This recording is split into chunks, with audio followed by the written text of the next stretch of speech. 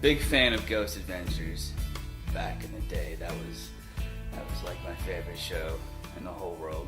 Had to be home every Friday for it. Or if I wasn't home, I would record it.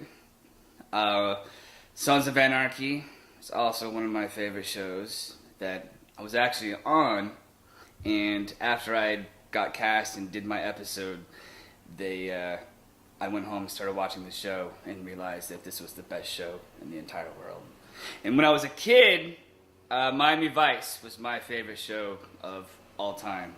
I would dress up in Don Johnson, type outfits, and so yeah, I'm a fan as well. I'm a fan of Batman. I'm a fan of Superman. I'm a fan of Star Wars. All those stuff that growing up filled us up. Or even now, as a 38-year-old man, I still love. You'll go in my place and you'll see Batman and Superman, literally, Darth Vader. So I'm a fan of a lot of things.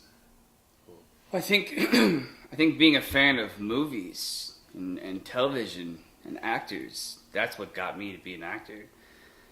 Being a fan of people's work, being a fan of how they made me feel. I think, they're just not a fan of this particular person, but they're a fan of how they make me feel, and they make me feel good, and they make me feel like I can connect. So when I saw movies as a kid, I was a fan. I was a fan of E.T. I mean, I was a fan of, all of these things that were just so, not real.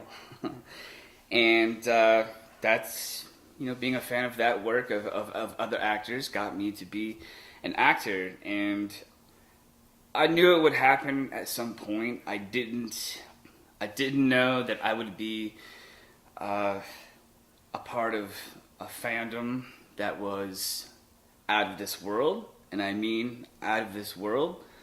I experienced my first fandom with The Fast and the Furious, and that was overnight. That was overnight. People were starting to recognize who I was, and I had a lot of fans all of a sudden, and it's very overwhelming, especially on this end, to go pretty much from, trying to make it in this industry and make a mark to now everybody's watching, and you can't go anywhere without looking over your shoulder and being aware of the room and kind of see what's coming at you, because you never know what's coming at you. And then Supernatural came along. We filmed this TV show and we had a great time. And then from that point on, it catapulted into a fandom of which I have never seen the likes. I don't think the world has seen the likes of the power of the Supernatural fandom. All over the world, I have gotten to travel to places I would never go. Rome, Germany, London. Growing up, one of my favorite actors was Emilio Estevez. And how cool would it have been to be able to reach out and somehow and on social media and say, hey, what's up, Emilio? And have him go, hey, Chad, what's going on? Wow, it must blow your mind. I still do that. The other day, I reached out to Lou Diamond Phillips, who I'm a big fan of Lou Diamond Phillips, Young Guns and La Bamba. And growing up, I would watch Lou Diamond Phillips. So, occasionally I'll tweet some of these people and say, hey, I'm a big fan of your work. I'm a fan of your work.